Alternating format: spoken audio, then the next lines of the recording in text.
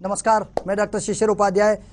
सवाल तो पूछेंगे मैं आज। यह सवाल है कि कोविड के काल में जितनी तेजी से फिर से कोविड फैल रहा है और उसमें सरकार, विधानसभा भी अच्छे से चल रही है और चुनाव भी, नगरीय निकाय के चुनाव भी जरूरी है। ये सेमीफाइनल माना जाता है नगरीय निकाय का चुनाव, जिसमें सरकार ने क्या किया है वह स्पष्ट हो जाता है। क्योंकि कोविड के कारण थोड़ा सा डिले हुआ है, लेकिन लगभग तैयारी पूरी है। और जहां भारतीय जनता पार्टी की पूरी तैयारी है, वहां कांग्रेस भी मैदान में अपने आप को सिद्ध करने के लिए पूरी ताकत से जुटती नजर आ रही है। क्या कौन आगे निकल पाएगा, कौन बाजी मारेगा इस रण में, इसी मुद्दे पर हम चर्चा करेंगे। लेकिन पहले एक छोटी सी रिपोर्ट दिखाते हैं आपको। नगरीय निकाय चुनाव को लेकर चुनाव आयोग की तैयारी पूरी है। कभी भी चुनाव की तारीखों का ऐलान हो सकता है। ऐसे में बीजेपी और कांग्रेस ने भी अपनी तैयारियों को अमलीय जामा पहनाना शुरू कर दिया है। बीजेपी अपने पिछले निकाय चुनाव के रिकॉर्ड से उत्साहित जरूर है, लेकिन इस बार हालात थोड़े अलग हैं। 2018 में बीजेपी को हार का सामना करना पड़ा और कांग्रेस सत्ता पर काबिज हो गई। हालांकि सिंधिया की नाराजगी के बाद 15 महीने में ही कमलनाथ की विदाई हो गई और फिर शिवराज मुख्यमंत्री बन गए। लेकिन शिवराज और पूरी बीजेपी को ये मालूम है कि इस बार क्लीन स्वीप करना इतना आसान नहीं है, इसलिए बीजेपी ने पूरी ताकत झोंक रखी है। 2023 चुनाव से पहले निकाय चुनाव जीतकर कांग्रेस सत्ता में वापसी के लिए रास्ता आसान करना चाहेगी। इसलिए कांग्रेस का सारा फोकस भी निकाय चुनाव पर ही दिखाई दे रहा है। कांग्रेस में कई दौर की बैठक भी हो चुकी है। पिछले निकाय चुनाव की बात की जाए तो प्रदेश के सभी 16 नगर निगमों पर बीजेपी का कब्जा है। मौजूदा परिस्थितियों में बादशाहत कायम रखना आसान नहीं है। अब देखना बेहद दिलचस्प रहेगा कि इस नगर निकाय चुनाव में कौन बाजी मारेगा। ब्यूरो रिपोर्ट, साधना न्यूज। यह सेमीफाइनल होगा सत्ता का और इसमें कौन बाजी मारेगा, इसी पर हम चर्चा करेंगे और क्या तैयारी है किसकी। हमारे साथ इस मुद्दे पर चर्चा करने के लिए भारतीय जनता पार्टी के प्रतिनिधि के रूप में अनिल बुलचंदानी जी हैं, हम उनका स्वागत करते हैं। हमारे साथ इसी मुद्दे पर चर्चा करने के लिए और उनकी क्या तैयारी है कांग्रेस के प्रतिनिधि फिरोज सिद्दीकी जी हैं, हम उनका स्वागत करते हैं। और वरिष्ठ पत्रकार, समीक्षक, समालोचक नितिन दुबे जी हैं, हम उनका स्वागत करते हैं। और नितिन जी से साथ ही हम शुरू करना चाह रहे हैं। नितिन जी, क्या लगता है आपको, ये जो जिस तरीके से चल रहा है इसमें एक जो तैयारी दोनों तरफ से है, लेकिन क्या महंगाई उसमें मुद्दा हो सकता है? क्योंकि आज हर जवान पर जो महंगाई की जो चारों तरफ चर्चा है, जो महंगाई डायन खाए जात है, जो स्थिति आ रही है, उसको से देख के लगता है आपको कि यह प्रभावित करेगी इस चुनाव में? करेगी, लेकिन जो बीजेपी का कुनबा है वो जनता के मन से इस बात को दूर करने के लिए पूरी तैयारी कर चुका है। दरअसल भाजपा की तैयारी जो है चुनाव में कांग्रेस से लड़ने के लिए, भाजपा की जो तैयारी है वो अपनी पार्टी से लोगों को संतुष्ट कराने के लिए, जैसे आपने बताया कि महंगाई का मुद्दा। अब भारतीय जनता पार्टी लोगों को संतुष्ट कैसे करे कि ये तो विकास है, डेवलपमेंट के लिए हो रहा है और समय के साथ साथ महंगाई बढ़ती जाएगी। तो मेरे कहने का असर ये है कि महंगाई का असर पड़ेगा, लेकिन उतना नहीं पड़ेगा जितना जो मीडिया कयास कर रहा है। क्योंकि अब भारतीय जनता पार्टी का मध्य प्रदेश में कुनबा बढ़ चुका है। हर वार्ड में बेहतरीन कार्यकर्ता भारतीय जनता पार्टी के पास है। और आपको ध्यान होगा कि भारतीय जनता पार्टी पूरी चुनाव की प्रतिष्ठा को मान के रखती है। पिछली बार हमने देखा महापौर के जो चुनाव रहे उसमें मध्य प्रदेश के मुख्यमंत्री शिवराज सिंह चौहान ने पूरी ताकत झोंकी।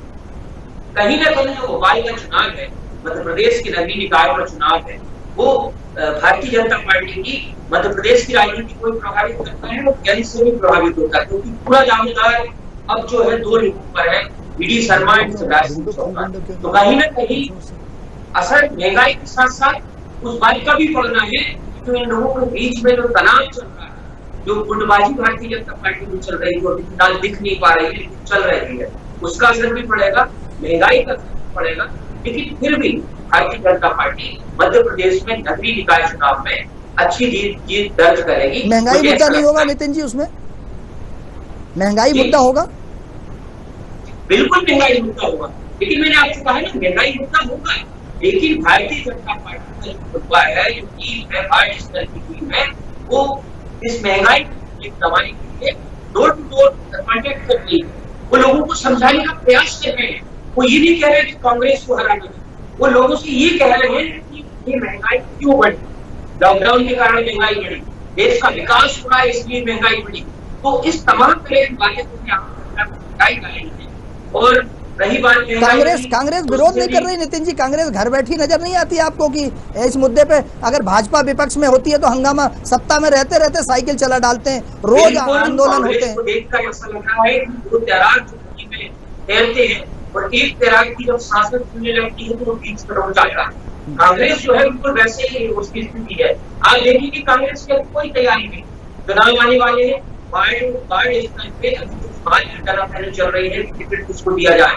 मैं अंदरूनी राजनीति कांग्रेस की बहुत गड़बड़ वार्ड स्तर पे है अभी। चलिए, कांग्रेस के प्रतिनिधि हमारे साथ हैं, हम फिरोज सिद्दीकी जी से इस पर राय ले लेते हैं। नितिन जी चुनाव रणनीति जी, क्योंकि भारतीय जनता पार्टी ने जो वार्ड स्तर पे अपने संगठन बनाए हैं जी, कार्यकर्ताओं को संगठित किया है, वो बहुत बढ़िया तरीके से किया है। बिल्कुल, उस तैयारी में कहीं ना कहीं जो है, जो डीपी सिंह कहते थे कि चुनाव जो है मैनेजमेंट से जीते जाते हैं, तो बहुत बेहतर मैनेजमेंट पार्टी नगर निगम चुनाव कर रहा है अभी। और मुझे लगता है कांग्रेस इस बार पूरे इतिहास में नगरीय निकाय चुनाव सबसे बुरी तरह से। चलिए कांग्रेस से पूछ लेते हैं, फिरोज जी क्या लगता है, तैयारी कुछ कमजोर है? बिल्कुल कमजोर नहीं है जी। जहाँ तक आप सड़कों पे लड़ने की बात है तो कांग्रेस जो है पूरी ताकत से लड़ रही है। इससे पहले मई के में जैसी लॉकडाउन खुला था, पेट्रोल डीजल के रेट बढ़े थे, तो दिग्विजय सिंह जी ने साइकिल चलाई थी, हर जगह साइकिल चलाई थी हम लोग। कमलनाथ जी साइकिल शिवराज जी से क्यों मांग रहे हैं? उनके पास नहीं है साइकिल, क्यों नहीं उतरते मैदान? वो कमलनाथ जी जनता को ये बताना चाहते हैं कि शिवराज जी जो हैं जनता के साथ नहीं है, वो भारतीय जनता पार्टी के साथ है।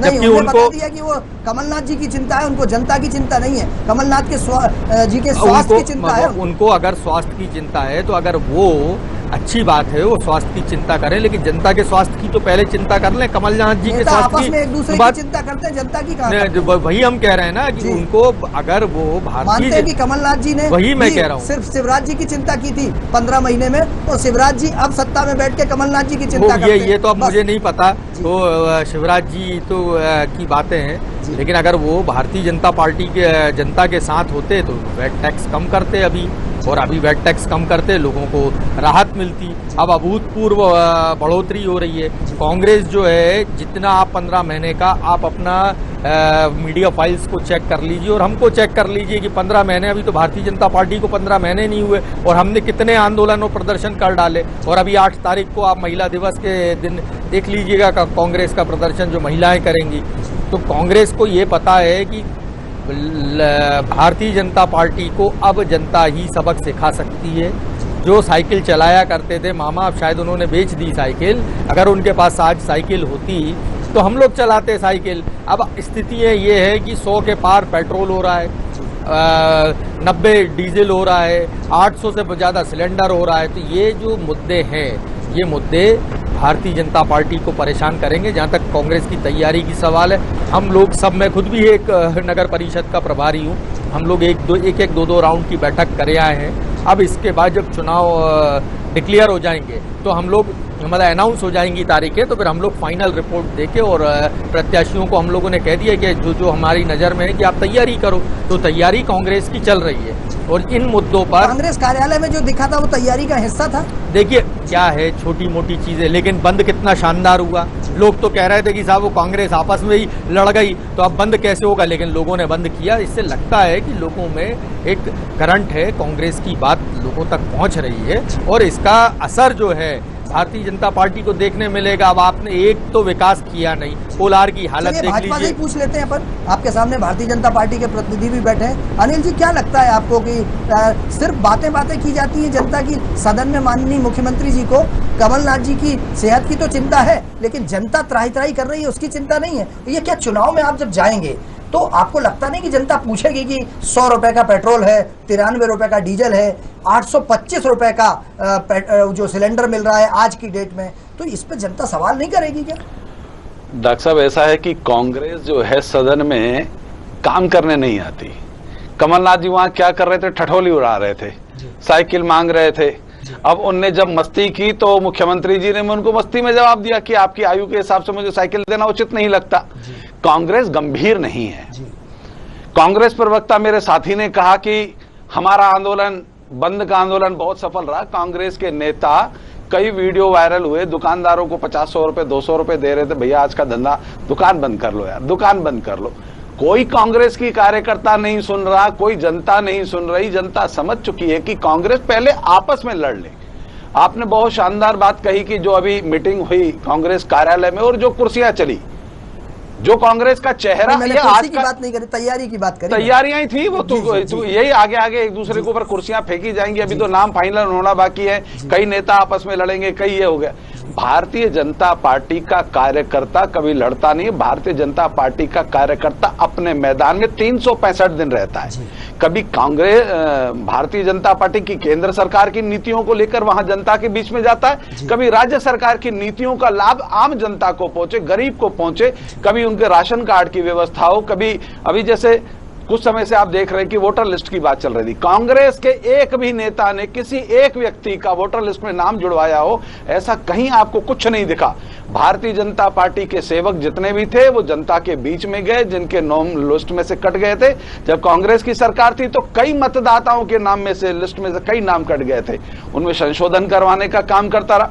भारतीय जनता पार्टी ने कुछ दिन पहले वर्ग का कार्यक्रम रखा, जहां कार्यकर्ताओं को संबोधित किया गया, कार्यकर्ताओं को दिशा निर्देशन दिए गए, संगठन की नीतियां उन्हें समझाई गई। भारतीय जनता पार्टी में जो कांग्रेस के, जैसा नितिन जी बता रहे थे, महंगाई पे भी कुछ समझाया। मैं उस पे भी आ रहा हूं। जो कांग्रेस के बहुत सारे कार्यकर्ता भारतीय जनता पार्टी में आए हैं, उनको वर्ग के कार्यक्रम में भारतीय जनता पार्टी की नीतियां समझाई गई कि भारतीय जनता पार्टी है क्या। भारतीय जनता पार्टी राष्ट्रवादी पार्टी है, राष्ट्र के हित, गरीब के हित की बात करती है। अब आती है महंगाई की बात। महंगाई पर आम जनता समझ रही है कि कोरोना के अंदर भारत की अर्थव्यवस्था चरमराई हुई थी। अर्थव्यवस्था को पटरी पर लाने के लिए सरकार ने कुछ कठोर नियम उठाए हैं।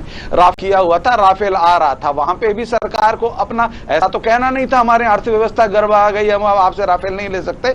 देश की सुरक्षा के लिए भी पैसा देना पड़ता है। जो सड़कें बन रही थी इतनी तेजी से बन रही हैं, विकास तेजी से हो रहा है, वहां पे भी पैसा पहुंचाना पड़ता है। जनता समझती है कि 50-100 रुपए के पेट्रोल के कारण हम भारत का प्रधानमंत्री, इस कोरोना काल में हवाई जहाज किसकी सुविधा के लिए खरीदा गया था? देश की जनता, राज्य की जनता सब समझ रही है कि भारत के प्रधानमंत्री को या भारत के मंत्रियों को तेजी से काम करने के लिए साइकिल की जरूरत नहीं पड़ती, हवाई जहाज की जरूरत पड़ती है। और भारतीय जनता पार्टी जिस तेजी से भारत को मजबूत कर रही, सशक्त कर रही है, देश की जनता 50-100 रुपए के पेट्रोल के कारण कांग्रेस को सत्ता नहीं दे देगी। जो जाकर कभी चाइना के साथ गुप्त मीटिंग करके आ जाते हैं, कभी माओवादियों के साथ मिल जाते हैं, कभी सीपीआई सीपीएम के साथ मिल जाते हैं, कभी किसान आंदोलन के नाम पर किसानों के कंधे पर बंदूक रखाकर, ये देश की जनता देख रही है कि देश विरोधी कौन है और देश के भक्त कौन है। अब अगर मोदी जी के भक्तों को भक्त कहते रहिए, हाँ हम मोदी जी के भक्त हैं, भाजपा के भक्त हैं, हम राष्ट्र के भक्त हैं, तिरंगे के भक्त हैं, हम किसी किसान आंदोलन के नाम पर या किसी भी आंदोलन में भारत का अपमान नहीं करेंगे, देश का अपमान नहीं करेंगे। चलिए हम नितिन जी के पास आना चाहते हैं। नितिन जी, अगर भारतीय जनता पार्टी कोई मुद्दा उठा रही है तो वो राष्ट्र हित का मुद्दा है, राष्ट्रीयता की बात है, और अगर किसी दूसरे ने उसको कह दिया तो ये इसके पहले, क्योंकि जब आपको याद होगा एक महाराष्ट्र के एक संत थे, उन्होंने आंदोलन किया था और ये बाबा रामदेव ने आंदोलन किया था जिसमें उनको भागना पड़ा था मनमोहन सिंह जी की सरकार में। उस समय भाजपा कहती थी कि अभिव्यक्ति की स्वतंत्रता है, आंदोलन तो होता है। कई दिनों तक आपको याद होगा कि अन्ना हजारे साहब लगातार बैठे रहे थे और ये अपने बाबा रामदेव जी बैठे रहे थे। अब उनका कहना है कि अब जो आंदोलन होता है वो राष्ट्र हित में नहीं है, राष्ट्र विरोधी आंदोलन है। बिल्कुल ये बात सही है कि भारत कांग्रेस का जब शासन था तो भारतीय जनता पार्टी किसी भी जो है आंदोलन को सही मानती, किसी भी आंदोलन को, चाहे वो उपद्रव हो या आंदोलन। लेकिन आप अभी देश में जितने भी आंदोलन हुए उसको कितनी बुरी तरह दबाया गया। आप देखिए उसको किस तरह से षड्यंत्र की गए। टाइम बाग का मामला हो, किसानों का मामला हो, या ये मामला हो कि कोई नरेंद्र मोदी सरकार का विरोध करता हो। तो आप देखिए आज शिवसेना ने एक बात कही है कि जो मोदी के समर्थक है वो राजनीतिक है और जो सरकार का विरोध करेगा वो देशद्रोही कहलाएगा। तो अब देश के समर्थन के लिए नई परिभाषा का गठन हुआ है कि अब जो जमाना बदला है उस जमाने में देशद्रोही कौन होगा और राष्ट्र। तो कुल मिलाकर जो कांग्रेस को या भाजपा से हटके दूसरे दलों को सपोर्ट करेगा या अपने दिल की बात कहेगा या ये कहेगा कि ये महंगाई, या ये कहेगा कि पेट्रोल महंगा हो गया है, या ये कहेगा देश स्टैंडर्ड पे कम हो गया है, तो वो देशद्रोही कहलाएगा। लेकिन अगर वो ये कहेगा कि हम तो देश को आगे ले जाने के लिए प्लेन खरीद रहे हैं, अरे भाई देश को आगे ले जाने के लिए आप प्लेन खरीदो, मिसाइल बनवाओ, रॉकेट बनाओ, लेकिन मेरे देश के नाम को रोटी और रोजी की व्यवस्था तो करो।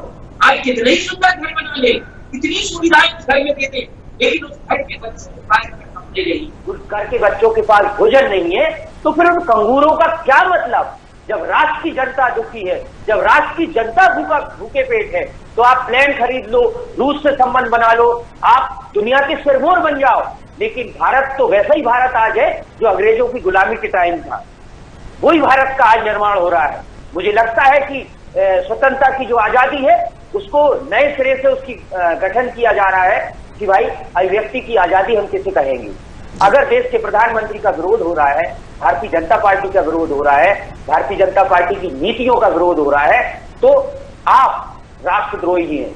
मतलब जनता को इतना पागल कर दो एक बात समझा के कि मोदी भगवान शिवराज जी श्री कृष्ण के अवतार, शिव के अवतार और उनकी पत्नी जो है माता पार्वती की अवतार, ये पूरे में फैला दीजिए आप पूरी तरह से कि ये सब राष्ट्रभक्त हैं और ये अवतरित लोग हैं। अवतरित लोग हैं साहब, ये किसी दल के आदमी नहीं है।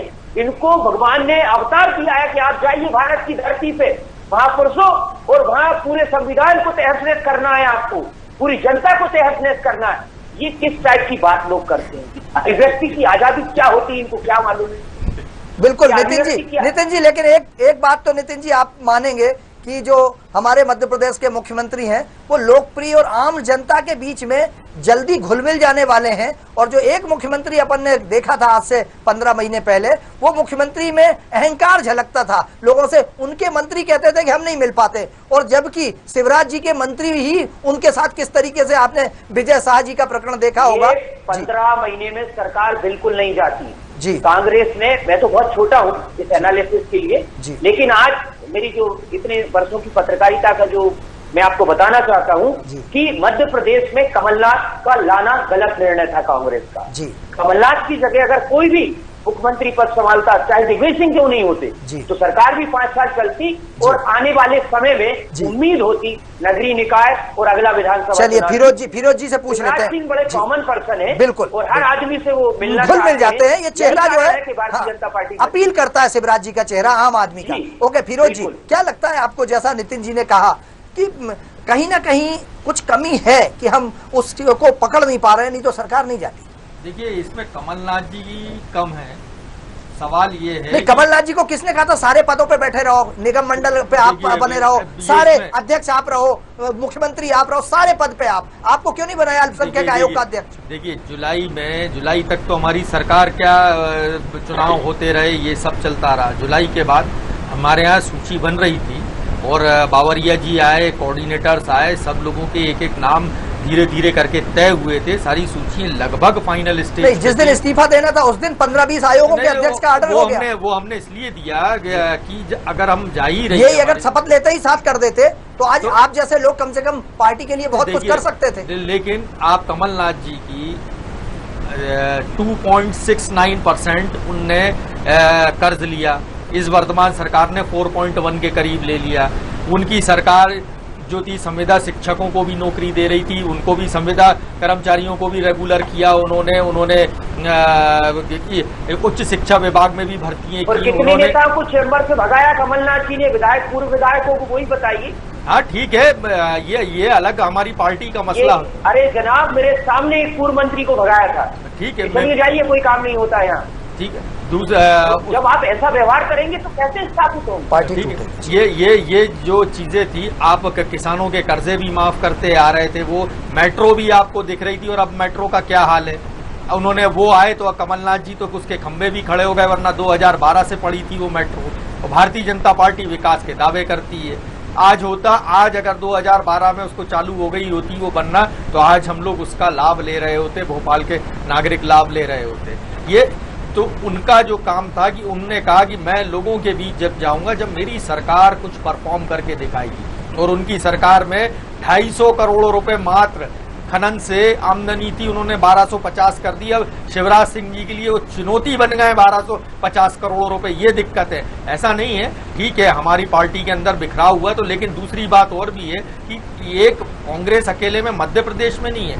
आप देखिए टीएमसी है तो टीएमसी के एमएलए आ रहा है बीजेपी में, आप जिस भी राज्य में देखिए बीजेपी के एमएलए आ रहा है। तो बीजेपी क्या कर रही है, अपने मूल कार्यकर्ता का गला घोंट रही है और दूसरे लोगों को बुला के अपनी सरकार चला रहे। तो इनको आगे जाके इसके बहुत गंभीर परिणाम जो है मेरा मतलब विनोद जी, नगरीय निकाय चुनाव में क्या उन गलतियों को सुधारेंगे? नहीं, अभी भी प्रदेश अध्यक्ष वही, नेता प्रतिपक्ष वही, सारे पदों पे वही बैठे हैं। क्यों नहीं दूसरे को बांटते? ये खुला हाथ क्यों नहीं रखते? वो गलती हुई, उसके कारण सत्ता चली गई। देखिए, ये कमलनाथ जी का निर्णय नहीं हो सकता कि वो प्रदेश अध्यक्ष रहे या ना रहे, सीएलपी लीडर वो रहे या ना रहे, ये तो सोनिया गांधी जी तय करती है। अब अगर एआईसीसी तय कर देगी जिस दिन, उस दिन कमलनाथ जी तो आप लोग कहते नहीं कि एक युवा आदमी को जिम्मेदारी दे दी जाए जो यंग हो, जो ज्यादा मेहनत कर सके, आप लोगों के साथ कंधे से कंधा मिला के चल सके, क्योंकि वो तो हाँफने लगते हैं, ऐसा सदन में कहा गया। चलिए, मैं अनिल मूलचंदानी जी के पास। हाँफते भले हैं, जब हाँफने जरूर लगते हैं, लेकिन उन्होंने जितना काम करके लोगों को दिखाया अपने तजुर्बे से, वो आप देख लीजिए। मुझे तो कहीं भी वो अनफिट नहीं नजर आता। अनिल जी समय की कमी है, क्या लगता है आपको? कमलनाथ जी ने बहुत बढ़िया काम करके दिखाया था। जैकलीन को बुलाया और जैकलीन के कमर में हाथ डाल के मध्य प्रदेश की जनता को दिखाया।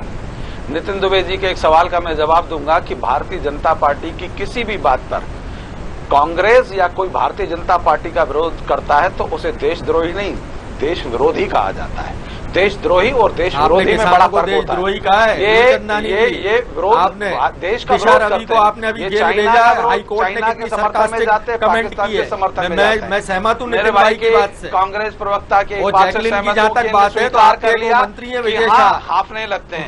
उनकी शिकायत की है, उनकी शिकायत की है, भारतीय जनता पार्टी के मंत्री है विजय शाह, उनकी शिकायत की है। और मध्य प्रदेश के अंदर नगरीय निकाय चुनाव में भारतीय जनता पार्टी कांग्रेस को उसी प्रकार से जीरो दिखाएगी जिस प्रकार से गुजरात में जीरो मिला, जिस प्रकार से अन्य राज्यों में जीरो मिला। उसके बारे में कुछ बताइए ना। दिल्ली में कहा 5 टोटल सीट थी, 4 आप और 1 कांग्रेस। आपका तो खाता भी नहीं खुला। पंजाब में जीरो मिल गया इनको। हम वहाँ पर ये और ये अभी 5 राज्यों के चुनाव में ये नाम पर में नहीं आएंगे, 5 राज्य मिला के बैठे हैं। तो आपको ये कहना चाहता हूँ कि अगर देश के अंदर जो भी नगर निगम विधानसभा के जो भी चुनाव हो रहे हैं, चुनाव में जनता जागरूक है, जनता आंखें खोल के दिल्ली जैसा हाल तो नहीं होगा। नहीं, बेहतरीन, बहुत शानदार होगा। और मध्य प्रदेश के अंदर कांग्रेस को जीरो देंगे। और कमलनाथ जी को जो दिल्ली वापसी की तैयारी कांग्रेस के नेताओं ने करवाई है, वो दिल्ली वापसी की तैयारियां हो चुकी है। कमलनाथ जी हाँफ रहे हैं, भाई साहब ने स्वीकार भी कर लिया और ये भी स्वीकार कर लिया कि साहब केंद्र की सरकार से मेट्रो ट्रेन जो है वो, मेट्रो को पैसे किसने दिए? मेट्रो का पैसा केंद्र सरकार दे रहा था। केंद्र में किसकी सरकार थी? भारतीय जनता पार्टी की सरकार थी। अर्थात इन्होंने यह भी स्वीकार किया कि केंद्र में भारतीय जनता पार्टी की सरकार और किसी राज्य में कांग्रेस की सरकार हो तो केंद्र सरकार कांग्रेस को भी पैसा दे रही थी, तभी जाके वो मेट्रो के पैसे बने। कांग्रेस फंड नहीं ले आए, छिंदवाड़ा से पैसे नहीं आए थे, उनने अपने उद्योग में से, व्यापार में से पैसे निकाल के नहीं दिए थे। वो तो केवल छिंदवाड़ा कर रहे थे, मंत्रियों को भगाते फिरे थे। उन मंत्रियों ने कमलनाथ जी को भगा दिया। आज कमलनाथ जी का क्या असर कर दिया? ऐसी बुरी अवस्था कर दी है कमलनाथ जी की कि वो आपने लगे। भोपाल का अब वो तो दुर्गति ये है कि कांग्रेस सुपड़ा साफ हो चुका है। कांग्रेस के राजकुमार इतिहास लिखे जा रहे हैं। उन्होंने अपने दादी के अपराध स्वीकार कर लिए। उनने जाके वायनाड में कह दिया कि उत्तर भारतीयों को राजनीति नहीं आती। जिन्होंने इन माँ बेटों को, दादा दादी को अन्न दिया, मान दिया, सम्मान दिया, उनका अपमान करने वाला इनका सूरवीर आज कांग्रेस का अध्यक्ष बना है। कांग्रेसियों को चुल्लू में पानी में डूब मरने की अवस्था पैदा कर दी है लड़के ने। और आज उनकी मां अभी ने यह भी कहा कि सोनिया गांधी तय करती है 67 पत्रकारों के ऊपर आपने देशद्रोह के मुकदमे लगाए। 67 पत्रकारों के ऊपर आपने देशद्रोह के मुकदमे लगाए। कभी इस देश के इतिहास में Modi ji Guinness book of world records में उनका नाम दर्ज कराइए। 50-50 रुपए सिलेंडरों पे बढ़ाए, कभी 15 रुपए, 5 रुपए, 7 रुपए से ज्यादा सिलेंडर पे तो भी देश की सरकार नरेंद्र मोदी के साथ खड़ी है। नरेंद्र मोदी जी पूरा देश बेच रहा है। नेहरू का बनाया हुआ पार्टी कंपनी है, आत्मनिर्भर बना रही है। आज हाँ, पूरी सरकार उनकी कर्ज पे है। 7.5 लाख करोड़ का वो पैसा रखे बैठे हैं राज्यों का, और उनकी सरकार आत्मनिर्भर है। यही मध्य प्रदेश में भी शिवराज जी जो है मध्य प्रदेश में भी सरकार जो है कि लोन पे निर्भर है और मुख्यमंत्री नारा लगा रहे हैं आत्मनिर्भर मध्य प्रदेश। बिल्कुल बिल्कुल फिरोज जी, नितिन जी आपने जो कहा, शायद हम हर चर्चा में स्थानीय मुद्दों से भटक जाते हैं, राष्ट्रीय अंतर्राष्ट्रीय मुद्दों पर चर्चा होती है, विकास की चर्चा होती है, लेकिन एक बात आपने बहुत पते की कही थी कि आम आदमी को रोटी कपड़ा और मकान चाहिए, उसको सिर्फ उसकी पेट की आग बुझाना है, और जो आग उसकी जो ज़रूरतें हैं वो उसकी अच्छी स्वास्थ्य है, शिक्षा है, एक छत पे छत हो कम से कम, ये बहुत ज़रूरी है, उसकी रोजगार मिल जाए। इन मुद्दों पर चर्चा कब होगी? क्योंकि हम जो बातें करते हैं वो ज़मीनी बातें नहीं होती हैं। कोई मेट्रो में, जब उसको मेट्रो में जाने का पैसा ही नहीं होगा तो कहाँ से जाएगा? और ये मुद्दे मध्य प्रदेश की कम से कम नगरीय निकाय चुनाव के दौरान महंगाई का मुद्दा बन सकता है। हमारे साथ इस मुद्दे पर जो चर्चा की है उसमें फिरोज सिद्दीकी जी जुड़े, आपका बहुत बहुत धन्यवाद। अनिल भूलचंदानी जी जुड़े, आपका बहुत बहुत धन्यवाद। और वरिष्ठ पत्रकार नितिन दुबे जी जुड़े, आपका बहुत बहुत धन्यवाद। नगरीय निकाय चुनाव पर साधना न्यूज पर लगातार जो कार्यक्रम है वो प्रसारित होते रहेंगे। हम प्रत्येक वार्ड में जाएंगे, मध्य प्रदेश के हर नगरीय निकाय, हर नगर निगम, हर नगर पालिका के प्रत्येक वार्ड में जाएंगे और जनता से अपील है कि वो अपनी समस्याएं बताए, वो किसको पसंद करती है, स्थानीय पार्षद ने क्या किया है, स्थानीय जनप्रतिनिधि ने क्या किया है, खुलकर बताएं। साधना न्यूज आपकी आवाज बनेगा। बने रहिए साधना न्यूज पर, खबरों का सिलसिला जारी है। मुझे अनुमति दीजिए, नमस्कार।